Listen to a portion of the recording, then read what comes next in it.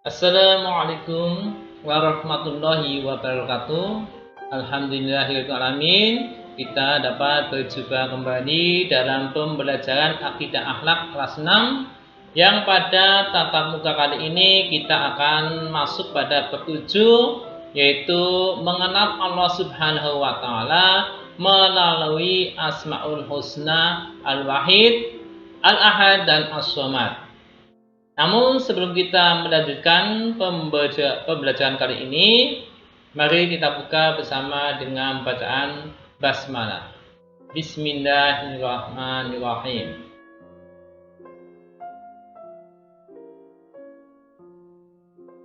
Untuk tujuan pembelajaran pada tatap muka kali ini, yaitu peserta didik dapat menyebutkan makna Al-Wahid, Al-Ahad, dan As-Somad dengan tepat.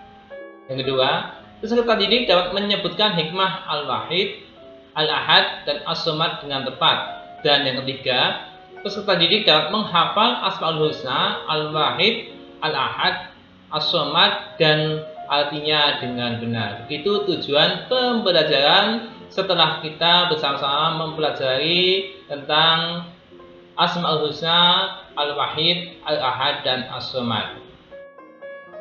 Kita masuk pada materi yang pertama, Al-Wahid. Al-Wahid.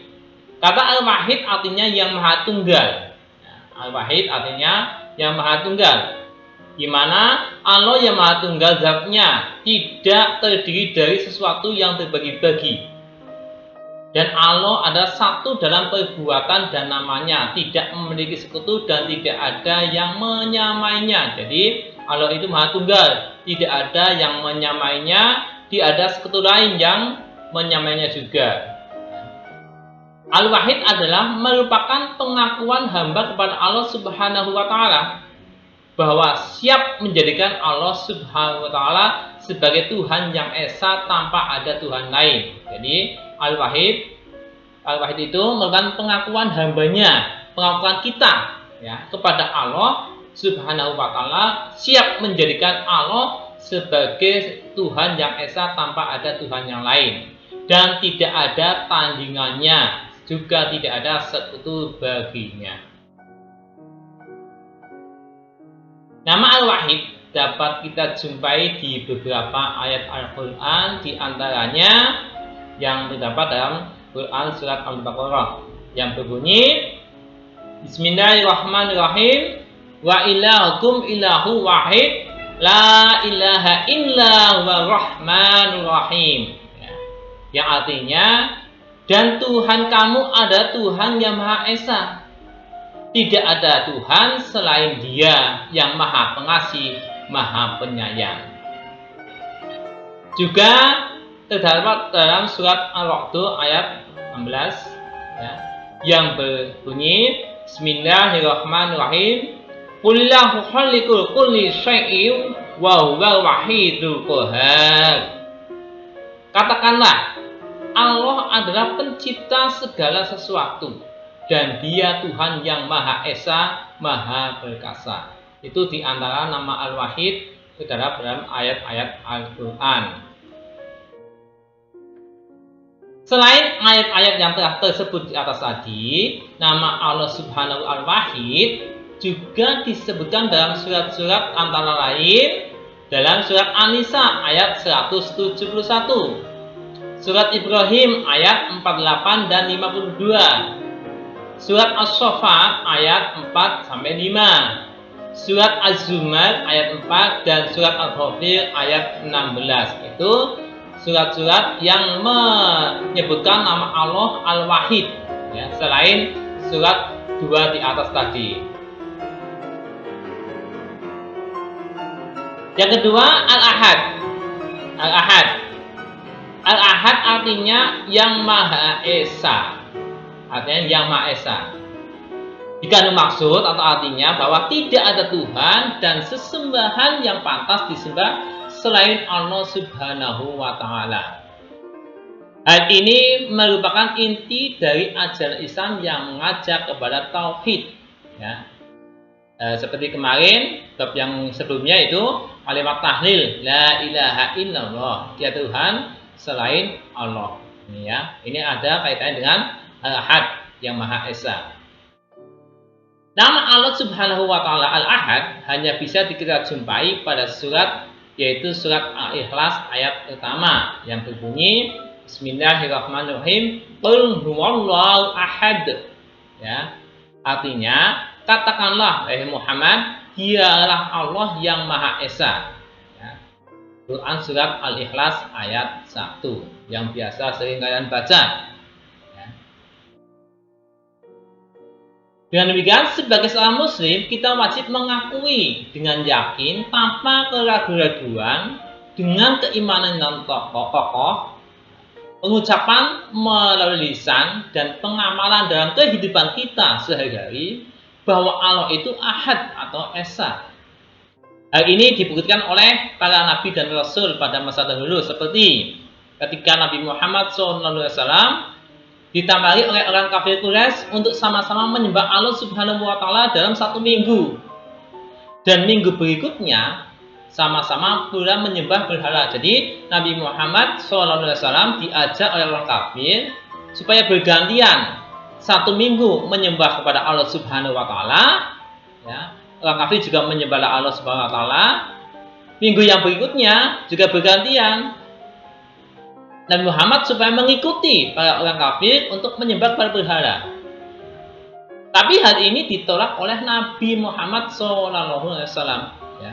Jadi Nabi diajak oleh kaum kafir untuk bersama-sama menyembah kepada Allah. Kaum kafir mengikutinya. Tapi permintaan kaum kafir juga meminta pada Nabi untuk seminggu berikutnya untuk ikut menyembah kepada berhala. Namun Nabi Muhammad SAW menolaknya karena menganggap adanya Tuhan selain Allah. Ya, itu contoh yang menurut kita contoh adalah kebebasan Nabi mengakui bahwa Allah itu Maha Esa. Selain itu, contoh lagi ya, keteladanan yang bisa kita contoh yaitu Bilal bin Rabah. Dengan keimanan dan ketauhidan yang dimilikinya menyebabkan ia mempunyai keberanian yang luar biasa. Saat sisaan dari majikannya karena keyakinan kepada Allah Subhanahu wa taala tidak mampu memenjarakan hatinya. Dengan lantang Bilal bin Rabah itu ucapkan Ahad, Ahad, Ahad. Nah, ini suatu teladan yang perlu kita contoh. Tadi yang pertama Nabi diajak untuk menyembah berhala, terus Bilal dengan keimanan dan ketauhidannya dia berani luar biasa, ya, sehingga mampu mengucapkan Ahad, Ahad, Ahad. Hal ini merupakan keteladanan bagi kita bahwa dalam kondisi apapun dan dalam keadaan bagaimanapun, ya, sulitnya, maka Allah Subhanahu wa taala yang Esa itu adalah tetap sebagai Tuhan kita. Ya.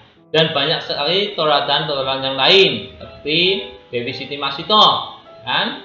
Itu. Dan yang lainnya. Dua nama Allah Azza wa Jalla, yaitu Al-Wahid dan Al-Ahad, adalah sama-sama menunjukkan keesaan Allah atau keesaannya. Dikandung maksud, hanya Allah Subhanahu wa taala yang memiliki sifat mulia, agung, besar dan bagus. Jadi kita tidak boleh sombong sebagai makhluknya. Kita tidak boleh merasakan paling mulia. Kita tidak boleh merasakan paling agung. Kita tidak boleh merasakan paling bagus dan paling besar. Karena yang paling mulia, agung, besar adalah Sang Khalik Allah Subhanahu wa ta'ala. Tidak ada zat yang mirip dengan zatnya. Tidak ada sifat yang menyerupai sifat-sifat Allah Subhanahu wa ta'ala. Inilah Asmaul Husna Al-Wahid dan Al-Ahad. Kita masuk pada As-Somad. Nah, As-Somad artinya yang maha dibutuhkan. Maksudnya, semua makhluk bergantung kepada Allah Subhanahu wa ta'ala. Dan Allah lah tempat meminta pertolongan di setiap kesulitan. Ya, kita tidak mungkin tidak butuh adanya Allah Subhanahu wa ta'ala. Kita butuh. Selihai apapun, sepandai apapun, sepintar apapun, tetap kita membutuhkan pertolongan Allah Subhanahu wa ta'ala. Karena apa? Karena Allah yang menjadi tumpuan harapan semua makhluk. Semua kebutuhan hanya Allah yang mampu memberikannya kepada makhluknya. Tanpa bantuannya dan keterlibatan Allah Subhanahu wa Ta'ala pada kegiatan kita, tidak ada sesuatu yang akan terwujud. Inilah kekuasaan Allah sesuai dengan Asmaul Husna As-Somad. Kata As-Somad hanya disebutkan satu kali dalam Al-Quran, yaitu surat Al-Ikhlas ayat 2 yang berbunyi Bismillahirrahmanirrahim, Qul huwallahu ahad, Allahus Somad. Nah, artinya katakanlah Muhammad, dialah Allah yang Maha Esa, Allah tempat meminta segala sesuatunya. Ya, Allahus Somad. Ini kata As-Somad terdapat dalam surat Al-Ikhlas ayat 2. Berkaitan dengan Asmaul Husna As-Somad, ada dua hal yang membuat supaya Allah Subhanahu wa Ta'ala menolong dan membantu kita. Apa yang kita harapkan akan terwujud kalau satu, ya, Allah akan tetap Allah telah menetapkan bahwa untuk meraih pertolongannya, maka hendaklah kita terlebih dahulu bersedia menolong hambanya. Jadi kalau kita mau ditolong oleh Allah Subhanahu wa Ta'ala, maka hendaknya kita lebih dahulu bersedia menolong hambanya atau makhluk lain. Ya. Kenapa? Bagaimana mungkin Allah Subhanahu wa Ta'ala membantu kita, sedangkan kita tidak bersedia untuk membantu yang lainnya. Ini, ya, jadi kalau mau ingin ditolong oleh Allah Subhanahu wa Ta'ala, kita juga harus menolong sesama makhluknya atau hambanya. Yang kedua, ya, memohon pertolongan pada Allah Subhanahu wa Ta'ala disertai dengan berusaha dengan maksimal. Nah, setelah itu kita tawakal. Jadi, kalau mau mendapatkan pertolongan dari Allah, kita jangan santai-santai saja. Ya, tapi kita harus berusaha dengan berusaha maksimal, berdoa, dan setelah itu kita tawakal. Hasil apapun kita terima karena itu pemberian Allah Subhanahu wa Ta'ala. Jadi intinya, jika kita menginginkan pertolongan Allah, maka yang pertama kita juga harus mau menolong makhluk yang lainnya. Yang kedua, mau berusaha, bekerja dengan maksimal. Ya, setelah itu kita tawakal. Ya. Dan demikian, jika memang kita benar-benar beriman pada Asmaul Husna As-Somad, maka kita harus menjadi pribadi yang ramah, ya, memiliki sifat dan sikap dermawan, serta mudah menolong dan membantu sesama dengan ikhlas. Ya. Yang tentunya membantu dan menolong dalam hal yang diperbolehkan oleh agama atau bukan maksiat. Kan? Jadi kalau memang kita mengakui bahwa kita beriman pada Asmaul Husna As-Somad, yaitu kita harus menjadi pribadi yang menjadikan pribadi kita yang ramah, sifat dermawan, menolong dan membantu sesama dengan ikhlas. Yang sudah barang tentu menolong dan membantu dalam hal-hal yang baik. Ya, hal-hal yang diperbolehkan oleh agama, yang bukan termasuk hal-hal maksiat. Ya. Dengan demikian, pertolongan Allah akan mudah kita raih. Allahumma amin. Mudah-mudahan kita semuanya, anak-anak sekalian, keluarga anak sekalian, umat Islam sekalian, termasuk golongan orang yang mudah mendapatkan pertolongan dari Allah Subhanahu wa Ta'ala. Allahumma amin.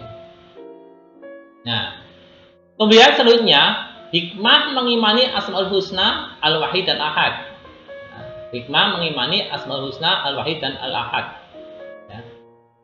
Bahwa kita apabila sudah mengimani Al-Wahid dan Al-Ahad, kita tidak ada yang menyamai, ya, bahwa tidak ada yang menyamai, mengakui bahwa Allah tidak ada yang menyamainya. Kita yakin kalau kita sudah mengimani Asmaul Husna Al-Wahid dan Ahad, maka kita yakin bahwa Allah tidak ada yang menyamai dan menandinginya.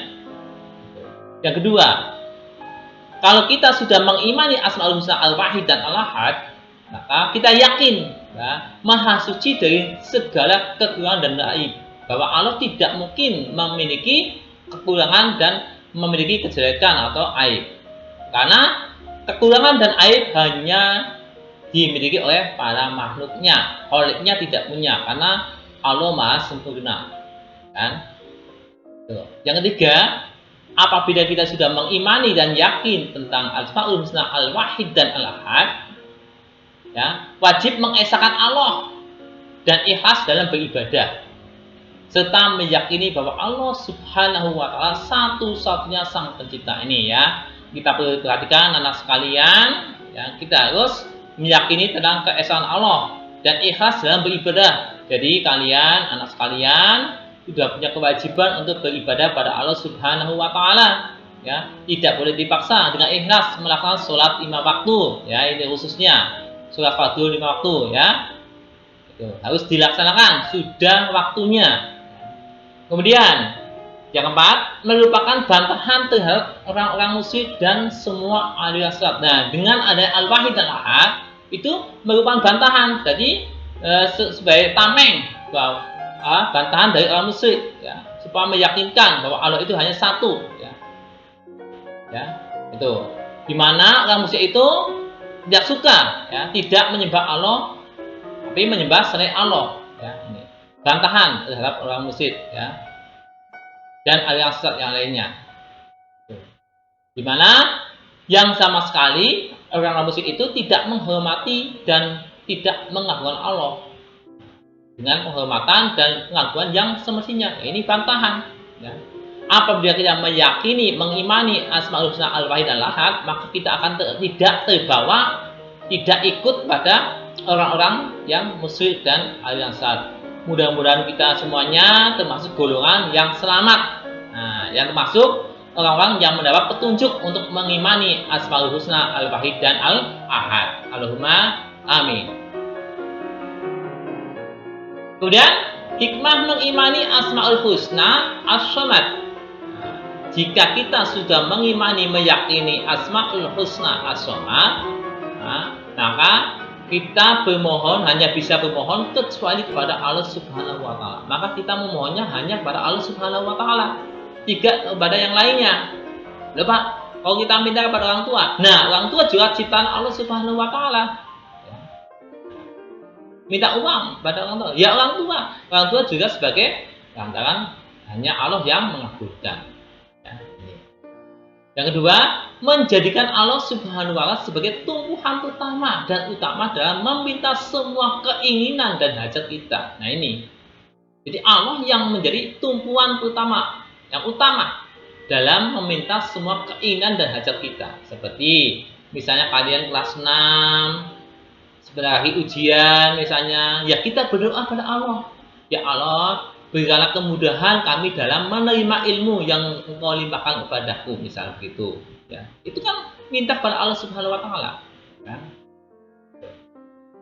Hajat atau keinginan baik di dunia maupun di akhirat. Ya Allah, Rabbana atina fid dunya hasanah wa fil akhirati hasanah wa qina adzabannar. Itu juga doa pada Allah Subhanahu wa Ta'ala supaya selamat dunia dan akhir. Ya. Yang ketiga, jika kita mengimani Asmaul Husna akan mendapat hikmah, yaitu bahwa menyelamatkan urusan orang lain dengan tenaga, pikiran, dan tutur kata yang baik. Dapat menyelamatkan, kita berusaha untuk menyelamatkan karena kita meyakini Asmaul Husna As-Somad, ya. Kita terapkan, kita selamatkan urusan orang lain dengan tenaga, pikiran, dan tutur kata yang baik. Itu hikmahnya, ya. Kita mau menyelamatkan urusan orang lain, menolong, ya, dengan ikhlas tentunya, tidak ada embel-embel apapun, tidak ada mengharapkan sesuatu, menolong dengan ikhlas. Yang keempat, hikmahnya, setelah kita mengimani Asmaul Husna As-Somad, berusaha untuk menjadi orang yang bermanfaat bagi orang lain, baik dalam urusan agama ataupun urusan duniawinya. Itu hikmah mengimani Asmaul Husna As-Somad. Nah, setelah kita belajar bersama tentang Asmaul Husna, ya, pengertian dan hikmahnya Asmaul Husna Al-Wahid, Al-Ahad, dan As-Somad, untuk anak-anak sekalian, ada tugas mandiri, yaitu tugas tentang penilaian sikap. Tolong nanti ini ditulis di buku tugas, ya, disalin di buku tugas, kemudian mencentang sesuai kalimat-kalimat yang ada pada poin-poin pada poin pernyataan. Tolong dijawab, dicentang dengan kejujuran anak-anak sekalian. Ya, karena kejujuran itu hal yang baik. Ya. Ini nanti 5 poin. Kalau iya ya centang iya, kalau tidak ya dicentang tidak, disalin di buku tugas. Jangan lupa tulis nama, nomor absen dan tanggal tugas. Ya, nanti dipoto kemudian di-share ke WA. Ya, disalin di buku tugas. Ini tugas penilaian sikap yang pertama. Yang kedua ada tugas penilaian keterampilan. Nah, ya. 3 contoh perilaku yang terjadi di sekitar kalian yang mencerminkan keimanan seorang terhadap Asmaul Husna. Nah, 3 contoh perilaku masing-masing Asmaul Husna ini berilah contoh 3 contoh perilaku atau tingkah laku atau sikap yang sesuai dengan Asmaul Husna Al-Wahid, Al-Ahad dan As-Samad. Ya, diisi di sini. Juga ditulis di buku tugas setelah tugas yang pertama. Oke, itu pembelajaran pada tatap muka ini akidah akhlak tentang Asmaul Husna, Al-Wahid, Al-Ahad dan As-Samad.